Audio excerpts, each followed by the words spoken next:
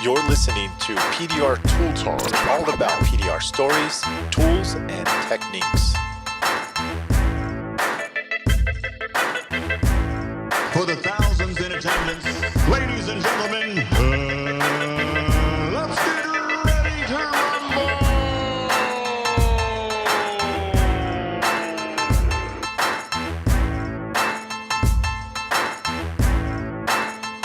Hey everybody, this is John Hiley with Vince D'Alessandro and Daniel Grom with another episode of PDR Tool Time.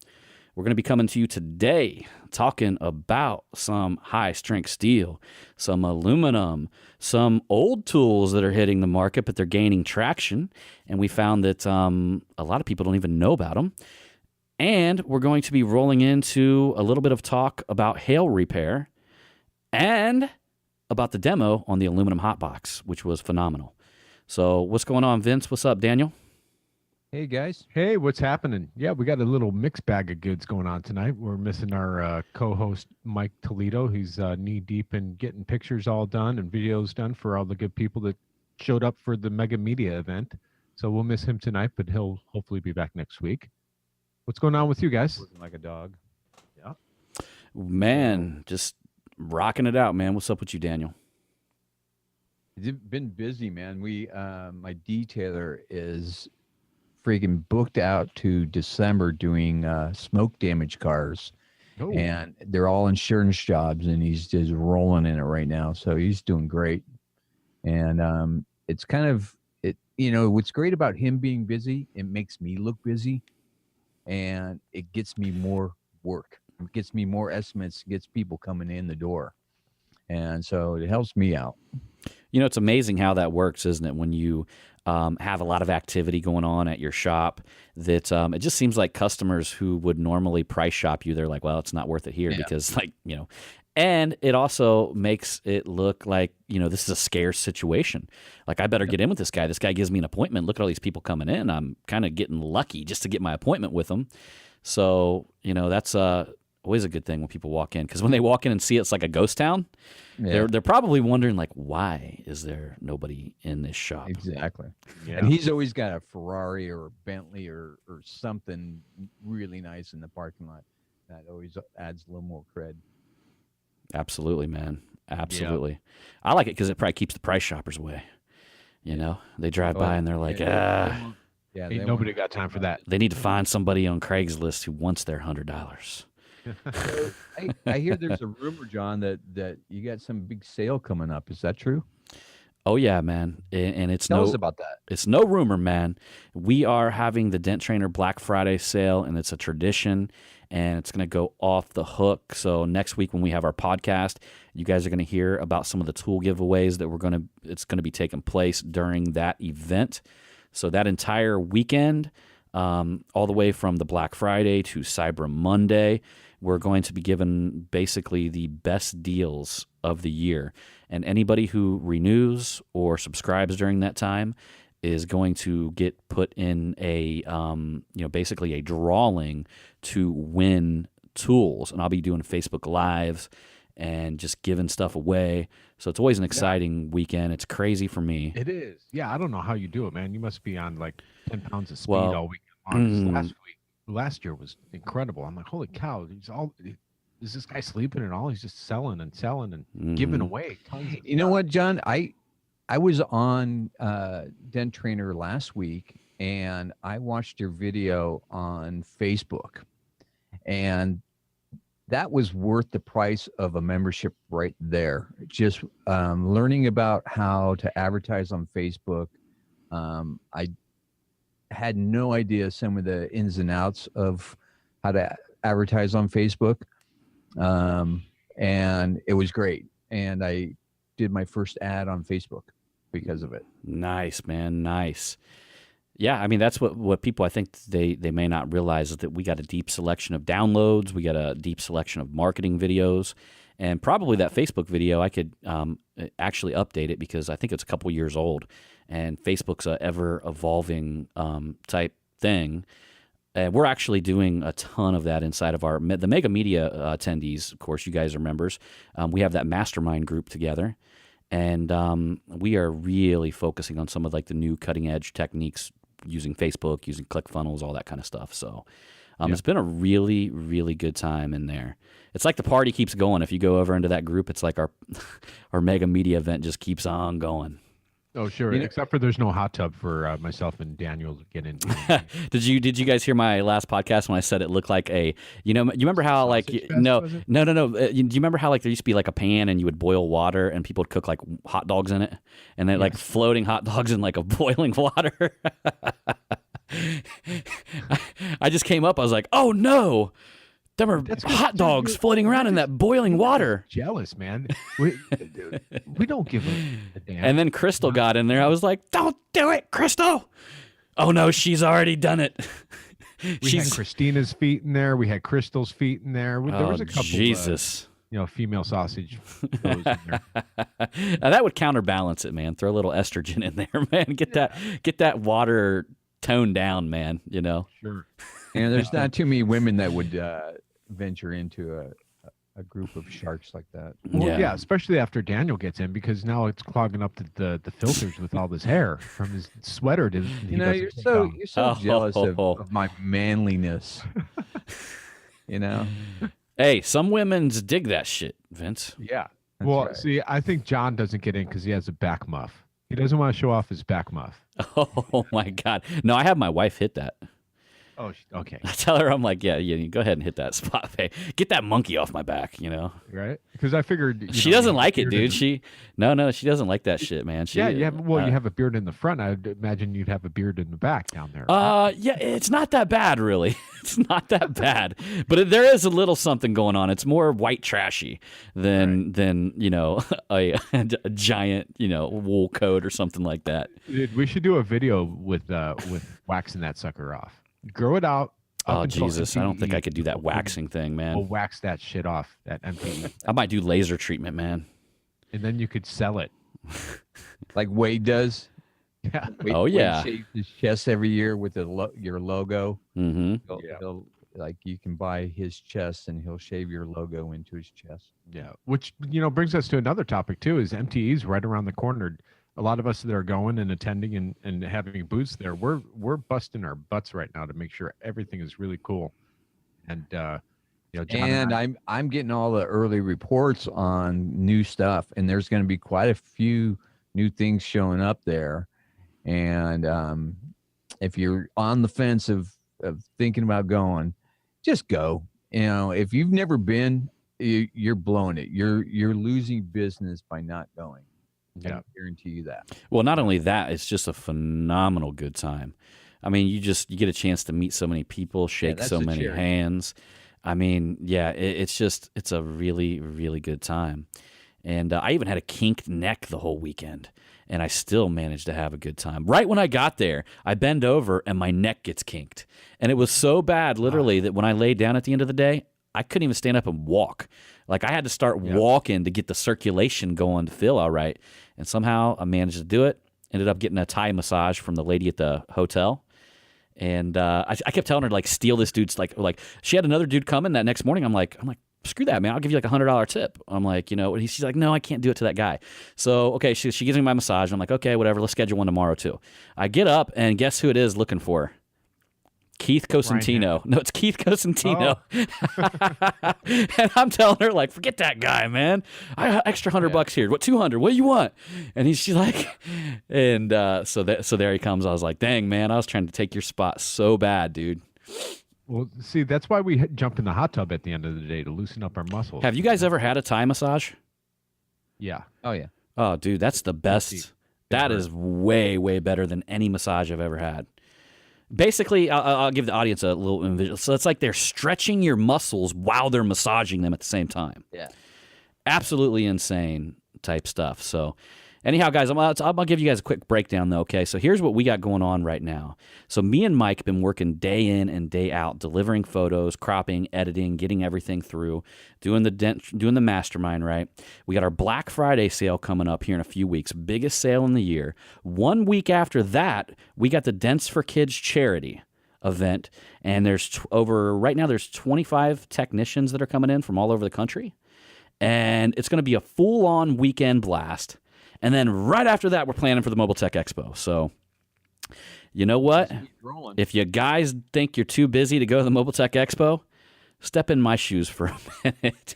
You'll see what busy is about, man. But it's that time of the year. And you know what I love about it, guys? Like in Ohio, this used to be the worst time of the year for me. You know, like right now, I mean, it gets cold. Weather's crappy. Yeah, people start, getting in bad attitude. It's not like California, guys. It's not like Florida where all the snowbirds come down there and this is their busiest. This is the shittiest time of the year in Ohio. And now it's like the busiest time for me, Yeah, So you found a good thing to keep your spirits up instead of being stuck inside watching Flintstone I reruns. used to get so depressed, dude, during the winter and snow and all that stuff around here. I'd be like literally like, just I mean, you know how it is. You guys ever had it where you got slow for like a week and you're like looking around going, why did people not like me anymore? It's like, what did I do? I need to break something. I'm over. My business is gone forever, whatever. And things bounce back, right? But that's what it is in an Ohio winter. Well, you know what it is for me is like when it starts to rain, that first rain, and it starts to get gray out. It makes me just want to sit next to the fire and curl up with my woman and just chill for a while. And I always get that down, a little bit down that time of year, and until it normalizes, then you get back into the routine of things. Put on a little Barry Manilow. Barry White. Very white. Is that Barry White, right? Barry White.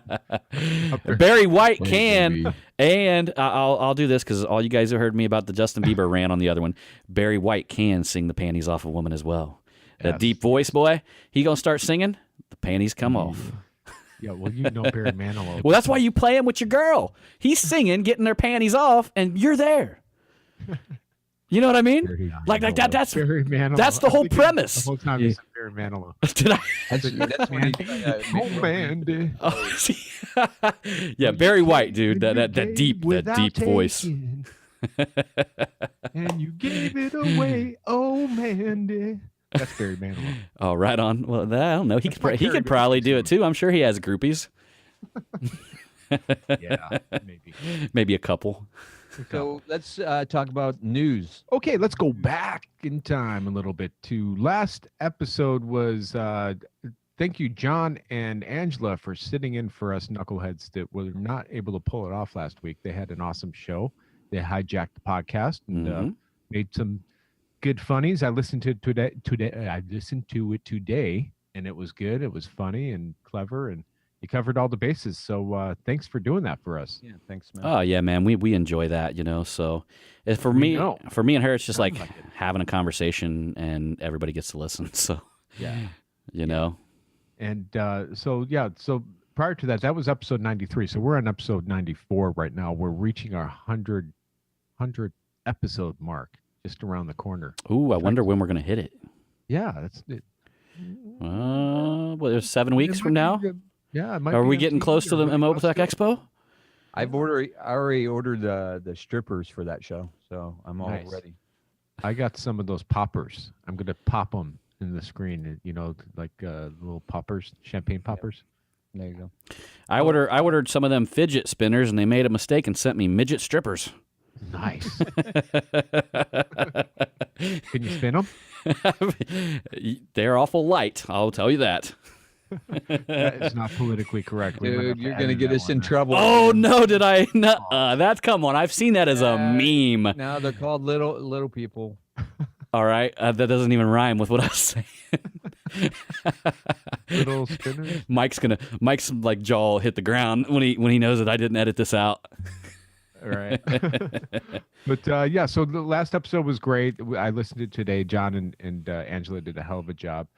Some of the news around the internet, the intranet, is on Facebook. A lot of people are rehashing an old tool that goes way back to Doording days, where it was the Craftsman hammer, but it was the auto hammer where you drive nails down to it. And some guy came up with a attachment where you'd make a minor adjustment. You take out one of the pieces on the inside, and Take you the had- collar off. Yeah. take the collar off, and then you put these nylon or Delron tips on it to use it. I got one years ago. I still have the hammer. I don't know where my tips are, but it seems like that tool just got totally revived again because we never talked about it on here. I know, Well, Daniel, you use it, right?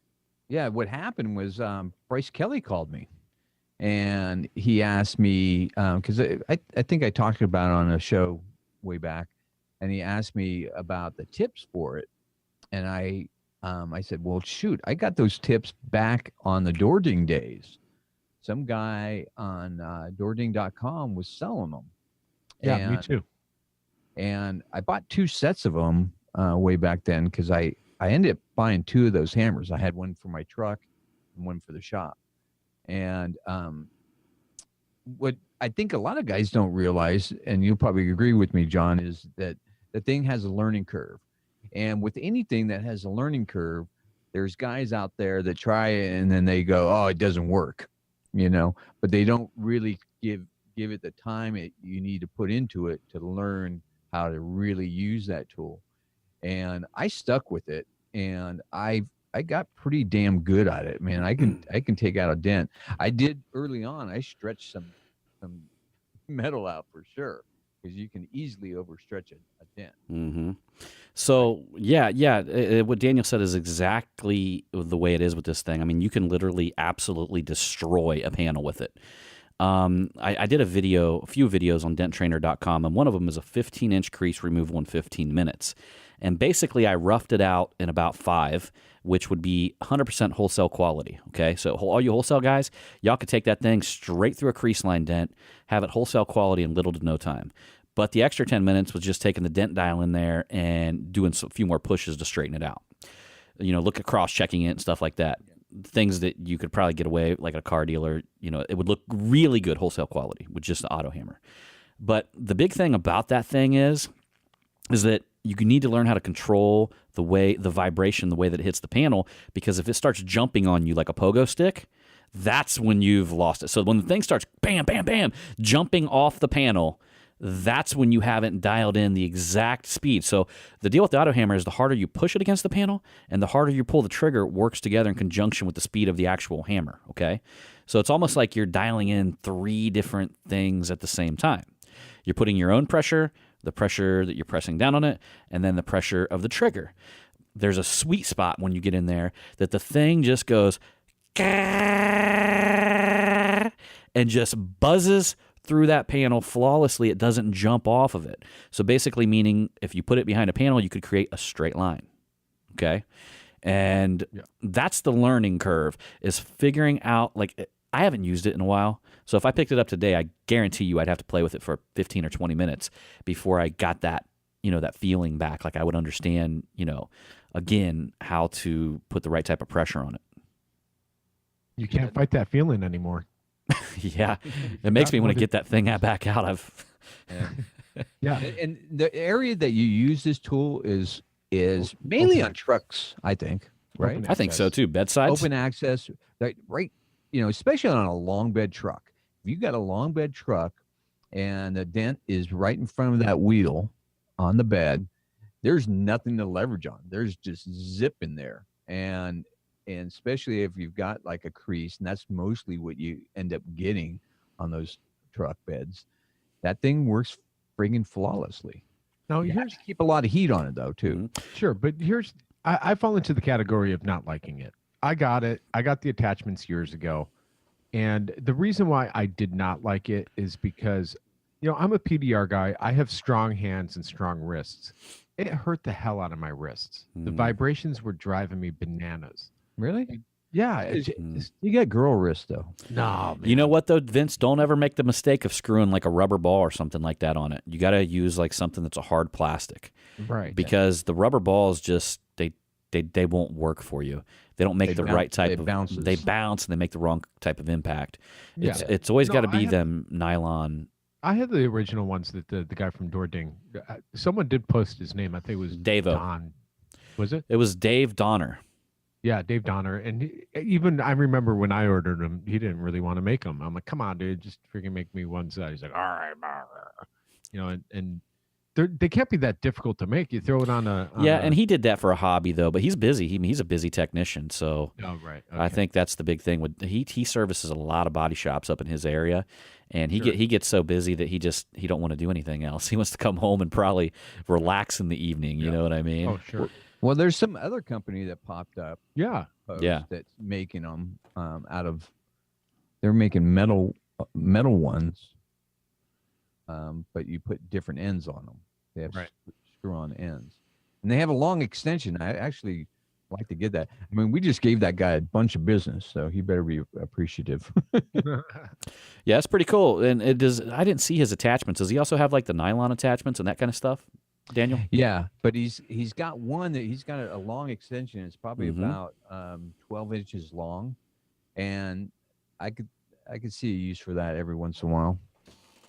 It'd be good to have something like that. But Yeah. for me, it was all about, it was hurting my wrists. It really was. And You're a wimp. but that was also at a time when, the economy was kind of bad, and we were all doing these mega friggin' smashes to make it through the down recession. It was almost like we were one-upping each other. That's when Dording was just going nuts with, these huge smashes everyone's doing. It's like, oh man, okay, I got to do it if they're doing it.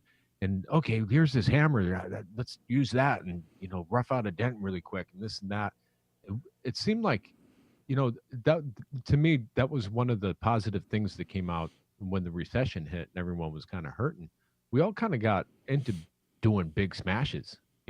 Oh yeah. And guys that didn't do them before, but they didn't have any choice, and it probably saved some people's careers and livelihood. Dude, I was doing them before that. Like I sucked at sales back in the day. I mean, I know you guys probably don't believe that now, but I had to do big smashes because I was too intimidated to walk. I just was going into the crappy car dealers, and that's how I survived to begin with. So when we finally got into that era, I was like starting to come into my element, but I wasn't doing them to real high. I was doing them at decent quality, but that's when we all started honing in, like the high quality and stuff like that. Yeah. And then, people like Stan Liner started throwing up major smashes. Like, oh my gosh, are you serious? This guy's fixing this with PDR? And then, I don't know. It all kind of, I know it motivated me. You know what, though, Vince? Like the big, people get, like, there was big debates back then. You guys remember that about, Casimirez and Stan Liner and all that stuff.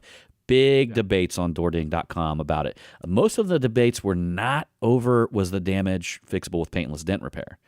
Most of the debates were the time claims, like how long it took him to fix it. Exactly. Because he was putting stuff on there. Okay, so you remember the roof that he jumped on, at Mobile Tech Expo? He was doing, like, putting stuff on Dording.com that was tacoing doors and making that roof look like a gravy walk, an absolute gravy walk, and claiming that it was like an hour and 15-minute repair. So that was where everybody was like, couldn't wrap their heads around it. I tried to stay neutral because I'm like, what if this guy does have this magic technique like we all don't know about, dude? You know what I mean? That was my angle too. Yeah, I mean, so that's the way I approached it. But that was honestly, that was the big debate of the time. It wasn't whether it was doable. It was, was the time constraints actually accurate to what he said? And now we know the real truth. It probably, The little gremlin came out and fixed it in the middle of the night. Yeah, them old stories, man. That was interesting. Some of the stuff that came out during that time, and not to take anything away from Casimirez and probably his amazing marketing skills, but his dent removal work and his art that he does on them panels is absolutely phenomenal. And like nothing to take away from the dude, but I mean, it's just like some of that stuff that was really, really smashed in doing that quick. I think that's where all the guys couldn't wrap their head around it, and Sure. It was in any ways or means. I mean, he has done some of the worst work that I've ever seen done. So I don't care if that was a marketing method back then, because I don't know if you guys remember this. Do you guys remember Yeah. Do you guys remember the tornado repair that he did? Tornado. No, he freaking bought a car here in America. I'm not shitting you. A Volvo, like the Volvo wagons. So he buys one here in America that was picked up by a tornado and smashed on its roof, and then flipped back over and laid on its wheels. Like, I don't know if you guys remember seeing that. If you go back to some of the old DoorDing.com pictures, this thing had the rail was turned inside out. Like an actual rail was turned inside out. And that's when we started seeing these crazy glue pulling devices the guy had. You know, them giant like white tabs with and he would have so much glue. Like he'd have 3 inches of glue just pegged on the end of that thing. So like you guys know how sometimes we take our tabs and we'll glue pull and there's glue on it and we'll put more glue on it and then, you know, it just keeps getting bigger and bigger, then the glue finally pulls off. Well, this guy had these basically PVC disc that he had cut down that had gobs of glue on the end of them, and that's what he was using the glue pull with. It was kind of a trip. Yep. Well, I think that's because they couldn't get parts. Yeah, right. That was another thing everybody said. They were like, well, we could do it, but why? And, you know, and then Casimiro's is like, you Americans get it so lucky. We have to travel across mountains and fight through Russia to get parts. You know? And eat goats. And then after that, he showed pictures of him sculpting sand stuff in Speedo. Do you guys remember them? The sand sculpting pictures in the Speedo? I thought I'd erase those from my memory. You just brought it right back to the front. I mean, he was making, like, you know, you see them full-on sand sculptures, like the ones that were, like, taller than him. It's like he's out there with a ladder sculpting them, and they're, like, beautiful women, like mermaids and shit with scales. And he's up there hand sculpting them in just straight-up Speedos, dude. That's the culture, though. That's what they wear over there. Yeah, that's European as hell. Well, Woody wore that on the last podcast we had with him. He had Speedos with jean prints. Like his Speedos like had they were blue and had jean pockets on them. And I'm like, I'm looking, I'm like, how the hell did you get jeans to go up your ass like that, dude? And and then we find out that he bought jean print Speedos. And I'm like, dude. Yeah. So he claims he's going to wear them up to the Dents for Kids event. Yeah. Look out, everybody. That boy's got issues. That's worth going to MPE. Yeah. Right? Well, do you guys remember the year that we did that dunk-a-donk thing, and we threw the balls at the donk, and there was a charity event, and then people had to go in the water? Well, Woody came out in a robe, pulled it off, and he was in a G-string. Yeah. He did the whole dunk-a-donk in a G-string, and then later on that night, he hung it on Ryan Hampton's door.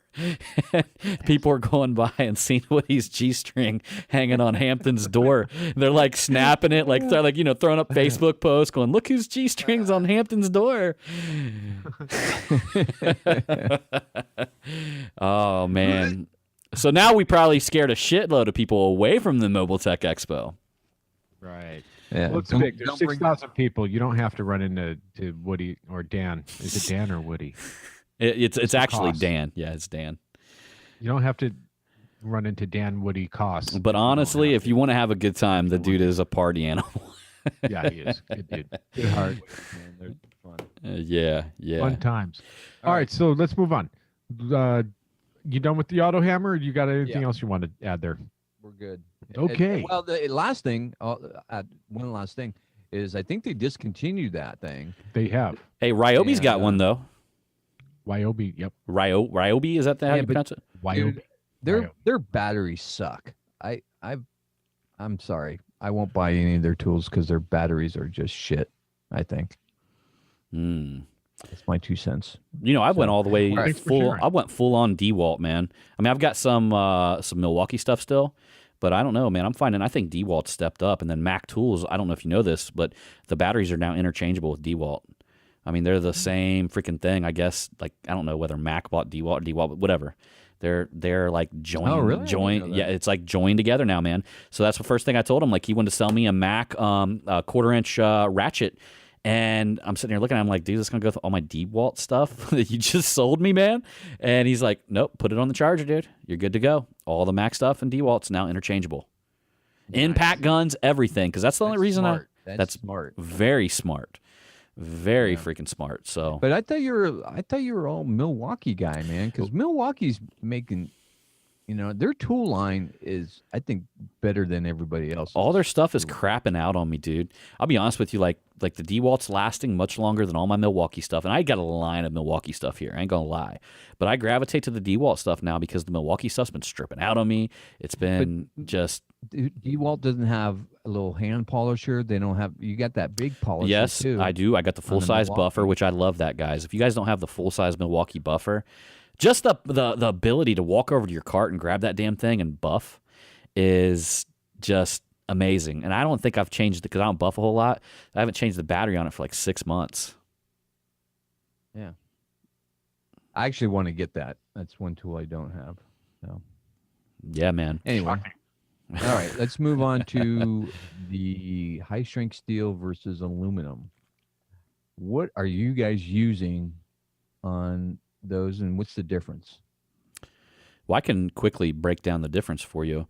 It's two 100% different animals. I mean, aluminum work hardens really fast, so it's very hard to move. When you push it, the reason why it pushes so much harder is because it's work hardens. It's harder, and it pulls perimeter metal with it. So if you guys get a chance, stand back sometime when you watch somebody pushing an aluminum hood cold, like on a hail car, and stand way back and look at how far their light pattern's stretching out from that aluminum push. If they're out in the middle of a panel, it's stretching from wherever the braces are. So literally, just to push that one dent, you're lifting. I've seen upwards of 20 inches of perimeter metal being lifted with aluminum. Okay, so that's the deal with it. Like literally, you have to push it all the way up before you can push it through, because it work hardens is harder than the perimeter, so it lifts the perimeter, and it has to peak before you can push it through. Now that's where you get into the heat with the aluminum, because if you guys look at a heat on aluminum, you can watch it induce the panel. I don't know if have you guys ever seen that when you put heat on aluminum, how the whole panel bows up? That is the reason. I saw it yesterday. Yeah. I should have videotaped it. It was like a perfect picture of it. I yes. was working on the IS hood. Right. And I blasted it with my heat torch. And I'm just sitting there, watch the whole thing. Whoop, the whole thing mounted up high. The crease was still there that I had to fix. Mm-hmm. The whole area lifted up. It was nuts. So what I want you guys to think about that is, think about this. That took the panel to its peak level. So now you've got rid of the heavy lifting. You can push it at the top. That's why it's so much easier to push. You're not dragging perimeter metal. The whole thing is bowed upwards, and the dent is on the upward climb. So basically, you're just pushing the dent at that point. It induces the whole panel, okay? So that's the big thing, in my opinion, about aluminum that you've got to understand. And because it work hardens quicker, you also don't get as many oil cans, because you can actually freaking, bite. Like I'm saying, it would work hard when you're pushing it too. And when you're work hardening it, that's actually shrinking it. And that it shrinks much better than steel. Which brings us to another tool that a lot of people are asking us about, is the aluminum hot box. Does it work? And that's basically what it's doing. And Steve had a great video on that. If anyone has seen it, I posted it on ours, and it's on the YO site too on Facebook. Now, the theory is you're heating up that dent, and you're getting it to that stretching point, and then you're sticking your tool in there and doing your work really quick as it's cooling down. And we had him do demonstrations for us at the Mega Media event. He was at Mobile Tech Expo doing them last year. He's made a video on it. It's legit, and it's working. It's working great, and it's working faster than having to put a constant heat on it or blasting it with a torch. Yeah, man. And that was an interesting technique that, I don't know, I wasn't paying attention before, but I was like, shoot. But he's doing that with regular metal hot box as well. Yeah, I do that. I did that too. And I haven't tried that method yet. So I'm interested in trying it. So I didn't really get to use that aluminum hot box. I was watching, some guys use it, but of course, we were so busy running the event that we couldn't really stop and do it. But did you guys see that thing remove dents, or did it just bow the panel like I'm talking about? Because I noticed that there was some panel bowing, and then he was saying to use the tool on it. Now, was that doing what I'm telling you guys to do? Is that basically what it was doing? Well, where I've come across using it is it'll suck in the dent. No, And- that's different. Well, on No, that's actually what he's he showing. heat does that in a curve on aluminum. So like a curve, a concave, it'll send it the other direction. Right, but sometimes if you got a certain type of dent, you put that hot box in and it makes a bigger dent. So that's where you got to put your tool behind it and give it a little bit of a push while you're using the hot box at the same time. Mm-hmm. Yeah. Mm-hmm. And that's how I use it. I don't have the aluminum hot box, but I have the regular hot box. Actually, I have the knockoff version, which is the dent box. Mm-hmm. It's Japanese or Chinese version of it. And that's what I do. When I get a super sharp dent, you could actually prevent it from oil canning, but you have to get behind it and push the dent up. So you know how you're getting that dut, dut, dut, dut, dut, dut. Well, hold it up, blast it with the hot box, get it nice and hot, and everything around it is already at its peak. Then you go in and pick out those little lows that are causing it to go back and forth and turn into an oil can. So how is that? Now you use the regular, the normal one, and you've used the Japanese one. Like, do you see any difference there? I don't believe there's any difference except for the price. The build quality obviously is different. Okay. You know, the Chinese one is the first one I got came broken. You know, I'd opened it up and tried welding things back together myself, and I wasn't able to. But by the time I got it, there was it actually it was lost in the mail for like a month, and then it finally got here. And I was expecting something to be broken on it being gone for so long, and it was. One of the things was broken in it, and I wouldn't say it's not cheap, but it doesn't have the same build quality as the other one. But I believe it does the same thing. Yeah. I don't see any How difference. often do you use that thing on a daily basis? I actually use it on a daily basis. Oh, you do? Okay. Really? I do, yeah. Give us an example, like, of daily, where you would, like, you know, you're working on a dent and the dent pulls in, like, where would you break it out in a normal circumstance? Okay. First of all, 80 to 90% of the dents I do are cold. I don't heat them up. But if I have to heat up a dent, I do not use a heat gun anymore. I don't go over and grab my suction cup with my, arm and heat up and set it up and heat it up. I just grab that box, boom, hit the whole panel wherever I need to work, start working, boom, boom, boom, boom, done. Do you find the heat last a little bit longer? Because most of the time I've got to have sustainable heat. It does. But if you're working on John's in a lot colder weather than you are, though. He man. is. Yeah. Your weather's like 70 degrees all the time. But there's some Not dents really, that are yeah, so deep, no matter what weather you're in, you need sustainable heat while you're bringing up the core. I could give you an example, real hard pinched body line on like a 90 bend type body line that has a giant crown, like the whole body line's been shoved up above it, would be one that I think in any weather you would need sustainable heat to at least unlock the bottom of the dent. Sure. But I'm also using it to cut through glue. You don't have to. I don't have that sacrificial whale tail anymore. Oh, no way, dude. Really? Yeah, I hit it on the outside and vroom, right through. Actually, that's where I use it. Wow, man. I had Heats that no. blue like in a second, and you push Yeah. right through it. Right through it. Fantastic. You got to be careful with that thing on silvers and golds, though. You do. I haven't had that problem yet, though, but I've seen people have problems. Yeah, you have to have the settings right. I usually have mine on 60%, and Oh, you're daring. oh, Now- really? now that's some pretty cool. That's some pretty cool stuff. So I'm learning some interesting stuff about that. And let me ask you something. Do you guys actually, either one of you guys, have the big dent machine? No. Daniel? What's that? The shocking device that came out, the Italian. No.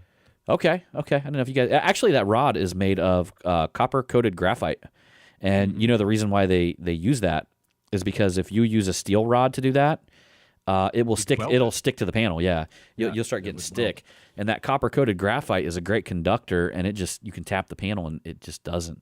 I just didn't like that you have to take the paint off the back panel. That's the only part I didn't like about that. Oh, well, you're but if just you're a on a little too roof- picky. Yeah. Spray some back on there. Yeah. Go down to Even- Home Depot and grab yourself some bright orange or something, just so if anybody ever sees it, they'll know you were there. Put your initials there. Yeah, but I also use it like to loosen up nuts. There's a few occasions where a car will come in from the Midwest that the friggin' nuts on a bumper or something like that are just welded on there from rust, And I take that hot box and I put it on there and I just freaking sit on it for a minute and get that thing freaking roasting hot. Not a minute, but maybe 30 seconds, and then boom, pop the nut. Because you loosen up nuts, you see them using a torch to heat it up, and heat expands the metal. Right. Use the friggin' hot box in there. Do you A lot find that? quicker. Do you find that thing stops your dents from oil canning? Because I couldn't. I couldn't imagine it when I was first. I guess I didn't use it long enough. I sent it back to Mike, but I couldn't imagine it like helping on an oil can dent. But then I was talking to Jeremy Carroll at the Mega Media event, and he was saying he had a friend that says he hasn't oil can one since he got the hot box. Yeah. What's the technique behind that? The technique is, you know how if your pushes are off on, say, like the other day I had a Lexus RX and the dent was on the lift gate. And you know how on Toyotas, if you're not getting your pushes nice and tight and precise on a sharp dent, it's going to oil can. And you're doing perimeter metal and stuff like that, but then you get it back to just a little bit of an oil can that's going on. And if you do a cross check or whatever, you could see that you missed a couple of cornrows or something like that. And, then you start knocking down and then boom, the whole thing collapses. Yeah. Well, what I do is I heat it up really hot with the hot box to the point that, the paint's not melting. It's usually bup, bup, bup, bup, bup, bup, bup, bup, bup, bup, and just 2-3 seconds moving it around, getting it hot and getting it high. And now you go in there and you can knock down before it cools off, and it's not going to recess and pop back down. Oh, I got you. Do you still get that little wave, that little wave left behind? And the technique I do Yeah. is you go from the extreme outside of where the oil can is, and you drag it in. You kind of pull the metal into it, and you kind of do a dragging motion when you're pushing the button, and you're almost like you're painting it with a paintbrush, kind of a motion. And you want to kind of almost want to hover above the metal a little bit. You barely want to touch the metal when you're doing it. You don't want to set it down and drag it. You just kind of want to brush it. Right. It's interesting it's interesting you guys said that, but let me just bring something up before we move from oil cans real quick, because we were also talking about the big dent machine. And I'm gonna tell you guys, listen, I use a totally different technique, but it's the exact same thing that delivers the big dent machine, but it only costs you about if you already got a battery, it'll cost you about $20, okay? So if you guys want to check it out on denttrainer.com, you can go ahead and check it out. It's called the oil can shock technique. I got several videos on it. But the interesting thing about it'd be too much to explain on this podcast. It'd take the whole podcast. But the interesting about it is that when you shock that dent, okay, and it puts them little micro highs on it, I want you guys to think about this. Oil cans come from the dent, the core of it, not being able to be absorbed in the perimeter, okay? So when you're pushing on it, it's too much metal that's stretched right there to be absorbed in the perimeter metal. So eventually the perimeter metal just gives up and says, I can't hold you. You either got to go up or down, one or the other, because I can't absorb you to be flat, okay? Like you're either up and down, up and down. I can't be even with you because I can't absorb you, all right? That would easily explain what I'm talking about, all right? Yeah, so that's why that happens. Well, it all comes from the push of the absorption, right? So, even if you got a sharp tip, you're still pushing into that perimeter, right? When you use the big dent machine or the method I'm talking about and you shock it, there's no pushing at all. The metal tightens inward rather than flowing outward. Okay? Does that make sense? These little tiny sharp pushes that appear in there that you would think couldn't be wet sanded out, but can. They come out flawless when you wet sand them. But these little tiny sharpest pushes you've ever seen in your life that appear in there, they don't push into the perimeter. They come together and suck the dent in away from the perimeter. Okay? It's the only method I've seen that's actually true shrinking that doesn't absolutely demolish the paint. Now it can. Like you can ruin stuff with that. I mean, it's like the auto hammer or like the hot box or whatever. It has a learning curve to it. But you get that learning curve down and you understand it that you're really shrinking metal at that point when you're using that machine. Yeah, Exactly. Definitely. So now, what tools? When I'm working on aluminum or high strength steel, I'm using a sharp tip tool. The difference is I've got some different tools for aluminum braces that I probably wouldn't use on high strength steel. But what about you, John? Do you use sharp tip tools on both of those? Absolutely. Yeah, I use sharp tip tools on high strength steel all the time and all the time on aluminum because you're like shrinking, you're taking it in smaller increments. I will use a soft tip on aluminum, but it's really hard to push. And unless you're on like a body line or something like that, then you want to lift as much metal at possible because you will jack that thing up if you use a sharp tip on a body line on aluminum because it's already been work hardened from the factory. You got to think about that. It's been bent in one spot. High strength steel is a totally different animal. It amplifies your mistakes, okay? So like literally when you're lifting a dent up and you're using sharp tips, if you do it right, you will have little to no knockdown work. And that's almost key in high strength steel because if you're doing your knockdown work, for some reason when you put a high spot in there and you tap on it, no matter what you do, it takes down perimeter metal.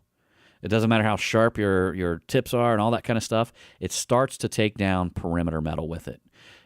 It's the weirdest stuff, but that is, in my opinion, was a key. I even used a sharp tip through a whole roof dent that was collapsed in. Now, when you start to understand high-strength steel, is number one, you have to control the flow of it.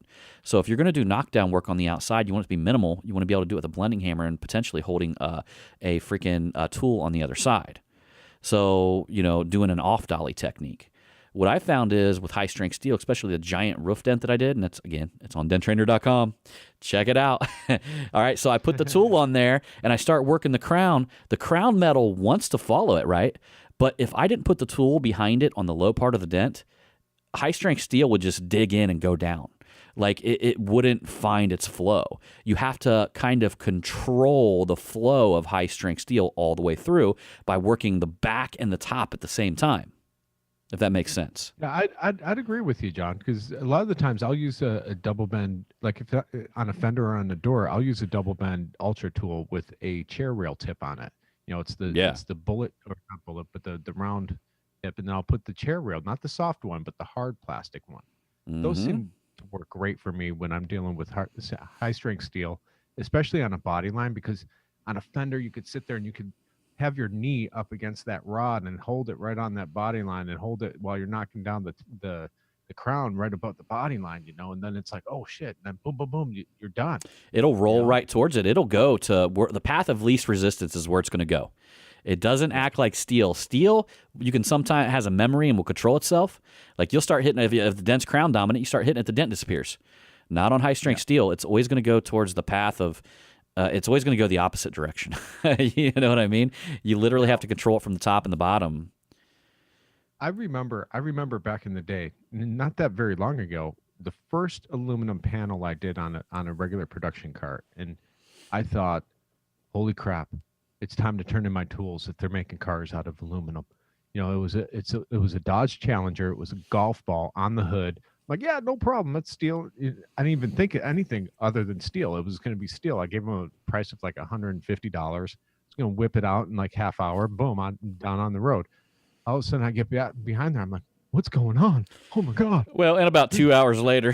What's happening? Exactly. I was there for 2, maybe even 3 hours. I'm like, oh man, I got to get paid on this at this point. And then you're like, I think it'll fly.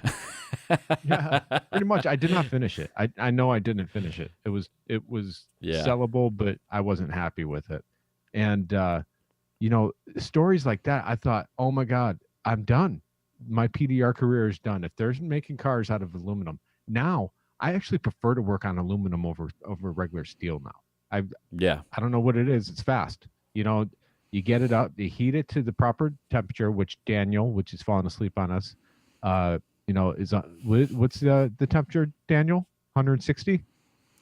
About 140 to 180. 140 to 180 is optimal for aluminum. I like it hotter, 180. Yeah, you'll have a hard time getting it at 180 on aluminum. It's like you'll find that you have to bring it way, way closer because aluminum lets go of the heat as quick as it comes in. And unlike steel, think about if, so aluminum foil. Think about it if it was steel foil. Like we can take a baked potato out of an oven, pretty much crumble up the foil in 2 minutes and throw it away. If that was steel foil, it'd freaking be burning our hands for 20 minutes. So aluminum, and we've done tests on that again in denttrainer.com in the science section where we've tested how hot we can get it before it burns the paint and how many minutes and all that stuff. And aluminum lets go of that stuff ridiculously quick. It's in and it's out, man. It's porous metal, light, very light metal. Yeah. So, I mean, now I love aluminum. I don't mind aluminum at all. I did a 10-inch crease on a hood of an IS yesterday, and I was done in a half an hour. Did you- Heated it up, got back there, and boom. Did you try those new experimental tools that we got from Anson on that? I did not get those experimental tools. Yeah, you did. I didn't take Blue any Hanger? home. I think I left them at Mike's. Oh, did you? Yeah, I didn't come home with any. I actually used it today, and I was kind of impressed with it. Are you talking about them gougey bullet things? No, the blue ones, the blue handled ones. Hmm. They have a big bow in it. I'm not supposed. We're not supposed to talk about them just yet. Okay, we're not talking. Yeah, we're not talking about that. Damn it, Anson, you didn't give me Top secret one. tools. Yeah. So they were there at the show. There was only one set, so I'm not sure who got what. You No, want it to? wasn't I what's didn't that. It was the same tools. You guys want I to thought hear? There was like 4 different tools. All right, guys, don't be Hey, giving let's away discuss giving away the secrets. Don't be giving away the secrets.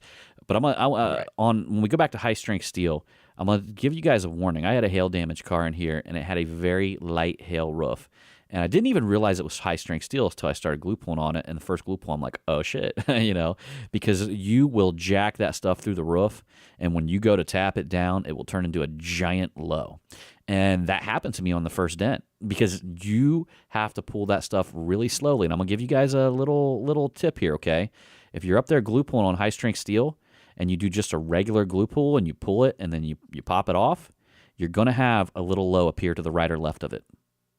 High strength steel, when you're pulling up the dent, it rolls to the right or the left. If you do it traditionally, if you just give it a couple quick pushes and pulls, but if you pull it and you hold it for just a second. Just pull it and don't peak it very high at all. I mean, it doesn't take much. Just pull it and just hold it there for a second, and then pull your tab off. I'm telling you, it'll save you a lot of time and a lot of effort. As soon as you start seeing them, as soon as you start seeing them lows come to the right or left, use that technique, and it's going to save you all kinds of time. I think I could have used that tech tip today. I had a Tundra roof on the the center ribs. Yeah. Nice soft dent, and I glue pulled it. I'm like, oh man, it pulled on the sides. What the hell happened? I put another dent in beside it. It's Each side, and it was just a Yep. soft dent that you would think that would have just pulled out, one pull, and I would have done it. What I wish is a way to identify high strength steel. Aluminum, you can put a magnet on there and it's aluminum, but it's hard to find out what's high strength steel anymore. All the car manufacturers are putting it in some areas and not other areas, and you just don't know until you start working on it. until you screwed yourself and written the Yeah. estimate. And you can't. Yeah, we need a database. But I think that's impossible though, because I know it'd be huge. just think about Audis. How can an Audi A6 and an S6 right next to each other? One could have an aluminum fender and the other one's a steel fender, or two S's the same year have an aluminum hood and a steel hood. I mean, there's no rhyme or reason to it. You never know, but I do know that I have to check it because it's never the same. Well, they do document that stuff in like Mitchell or any of they the do. collision estimating software because obviously they need to know that, None of us are going to pay $200 a month for the software. Well, that depends. If you're a big hail company or something like that, Oh, then sure. that'd probably be a good deal for you, Or if you're in the middle of a hailstorm, even if you, I want to say, Vince, there was one time I got some software that leveraged off of Mitchell, some company out of Florida. They were getting into the dent game. What was that? WebRx or something like that. Talking about because I used them. Yeah, so I had them going, and I was paying $99 a month, and I was able to look up that kind of stuff. But they're PDR estimating, and to try to estimate a auto body repair, it just sucked, man. I mean, I ain't saying nothing bad about their company because I think they probably all suck, but it was just so much worse than just doing a traditional dent removal estimate. Yeah. Now there's another program out there. I believe it's called Alltech. It shows you how to take apart everything. And Oh, really? I believe it might have that stuff in there too. Yeah, boy. Yeah. Yeah, there's So- sometimes I'd like to have that. Yeah. Yeah. Right. So to That's wrap a it up, I monthly mean, subscription and all. we didn't really get into too much of the hail damage repair, but I think we've went a little bit deep into the show. So, but I will tell you guys something. If you guys want a little tech tip, I got a chance to play with the Carbon Tech hood stand at the Mega Media event. That thing is the lightest, quickest, most solid hood stand that I've ever felt. And when I upgrade, that's where I'm going at this point. Yeah, baby. Yeah. I kind of agree with you, because, when I had to pull that thing out, I'm going to store it in a corner. And to me, it just collapses like a lawn chair, and then you can stick it in the corner or hang it up on something. It's not heavy. There's not a lot to it. You just bring it out and throw it down. But it's solid, though. Did you guys feel how strong that thing was? It's very Yeah. strong. Todd It's is very not deceiving. coming out with anything turdy at all. I mean, his stuff is really rock solid stuff. And we love the guys at TDN, and his tool cart's awesome as well. But Yeah. Todd's stuff, I don't know. It's really The good. TDN cart had one advantage. It had a bar that had Leverage bar. a leverage bar with like a roller kind of a deal that you could slide up and down that bar, and Yeah. it cradled your tool. And I do like that. Yeah, that was cool. Well, them things, both of them were phenomenally well made. Oh, absolutely. And I can't say, I mean, the TDN, I mean, you can't go wrong with that either. It's really good looking. I didn't see what the breakdown was on it. I'm assuming it's quick. I think they did a video on it. It's a little bit longer than Todd's, but nothing outrageous. It still breaks down in a minute. Still breaks down pretty quick. Them are two Yeah. hood stands that are taking us in the right direction, honestly. And, for me, I would go with the Carbon Tech. But if like that Carbon Tech never existed, then I would have went with the TDN. But I just think that Todd hit my preference, being how light it is, how strong it is, and that you can fold it up like, one of them chairs you put in the bag and you carry along to a festival or something like that. That's basically the fold-up procedure. And I don't know. I don't like doing extra work of any And kind. now that you're drinking beers again, it's got a couple cup holders in there for you. Oh, see, I didn't even know that. So that's sold, man. Speaking of What that, I want tailgate attachments. That's what I want in my hood. you know what though, Daniel? Tailgate attachments, dude. That's gonna be so hard to develop in a hood stand. Like tailgates want to flip on you. Them damn things, when you push on them, you almost rip the thing. I mean, it is so hard to tie down a tailgate. I almost think the best bet that you could ever do is get like literally eye bolts in your floor and set up That's like what I have. yeah. I mean, because that would be the only thing that would physically hold the thing down. Yeah, I 'Cause tie it down to the floor. I don't tie it down to the stand. what the hell is up with tailgates that you got to push your damn like Fords and all that stuff? You got to push your arm off just to get the damn things to move, and then when they come up, They're a it's lot thicker metal, man. oh It's like man, pushing a motorcycle tank. And now some of them have pads in it. But, the dude- Tundra I worked on today had a stupid pad in there. It's like, what the hell? I think it's weirder and harder than a motorcycle tank because the whole thing raises up, but then you get no movement. Yep. So a motorcycle tank is pretty, you get flex and you get movement. It's you're very right. blendable. I think, So, well, and then you get one of those Fords that had the step built into the tailgate. oh, that's a and then- big pain in the ass. Oh yeah, the thing weighs 2 tons. Right. And made of aluminum. Yeah. You guys ever see them Chevy tailgates start coming in completely collapsed because when you pop it off, it's got one of them graded holes in the top? Yeah. I can't even tell you how many I've seen that are 100% collapsed, by them dropping something on it. And it's just all them holes along the top that they put in, during them years. Yeah, but that gives us a good access. There's a ton of access Well, in them. I got a tech tip for you guys too, which comes from actually we talked to the guys at Mega Media event too, but the Mobile Tech RX, I can't believe that we have not seen this yet. I happen to go. I'm always on my tablet with Mobile Tech RX or on my phone, but I never went back into the administrative portal because I really never need to. Well, everyone needs to go back to the administrative portal now because now you could change your message, your agreement. You could change a whole bunch of things on the administrative portal that myself and Daniel were talking about. We wanted release of liabilities. Now you could go in there and make your own release of liability in the administrative portal, which they didn't have before. They just had a generic one. Now you could go in there and do all your disclaimers and everything and save it. Mine's a full page. Yeah, yours is huge, dude. I've never seen a disclaimer like that before. I wouldn't sign it. My written ones, I printed on the back in grayscale. So I don't really expect anybody to read it there, but it's there. I can protect myself for any liability. Basically, have them sign their life over to me. Exactly. I'm power of attorney now, and Executor of the will and the estate, and Yes. So, but you can do that in Mobile Tech RX on the administrative portal. So, Daniel, go ahead and put your novel. Actually, I've already done it. Oh, never mind.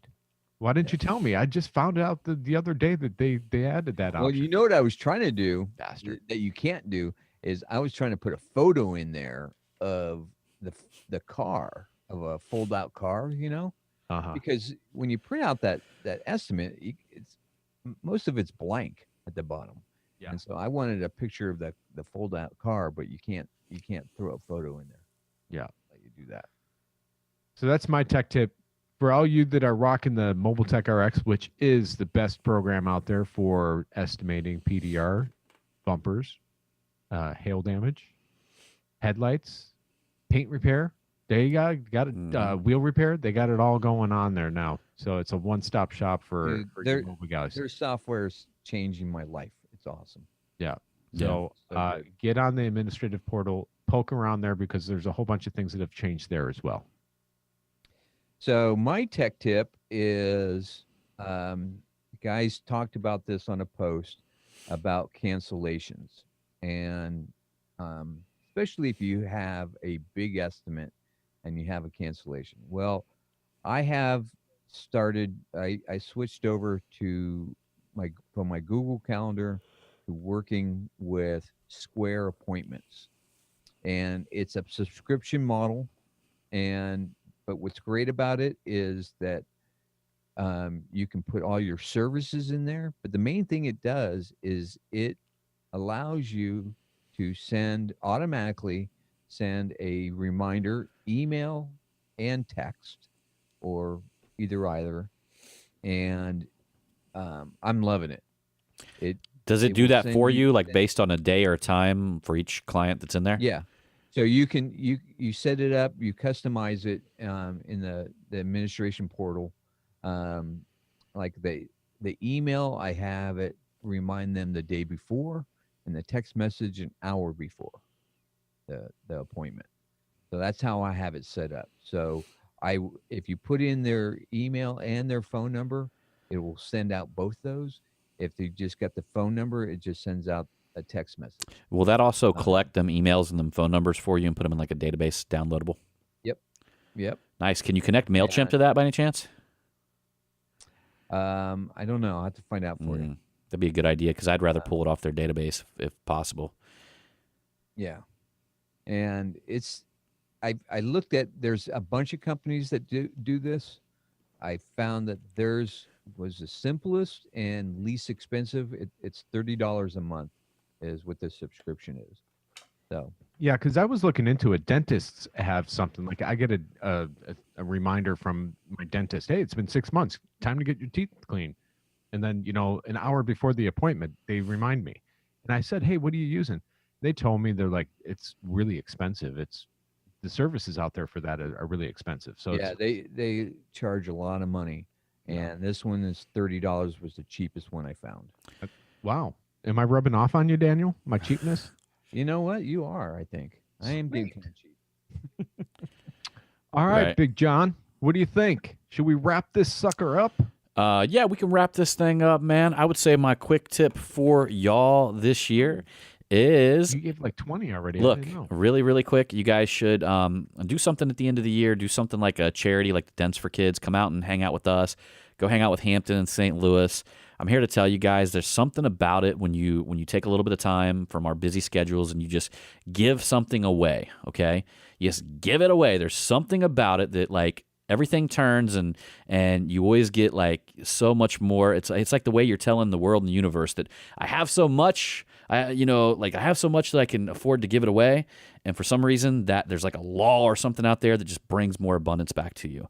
And it's just like, it's an amazing thing to do as well. So if any of you guys at the end of this year feel like doing that, hit me up. I'll put you in the, there's like a Dents for Kids group, and I put a video together to show like how I promote the event and all that kind of stuff. I'd be happy to, pass you along to that group. Dent guys are starting to pick this up and do it everywhere.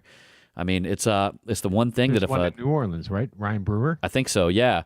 It's like one of them things that if the more of us that do this, You never know. I mean, that might be what it would take to get us on some sort of national headlines or something like that to really show that, that we're doing something unique and interesting out there. So Good, man. that's my recommendation. Like, get out there and do something. Come and join us. We are, I think there's 25 people now that are coming to my event.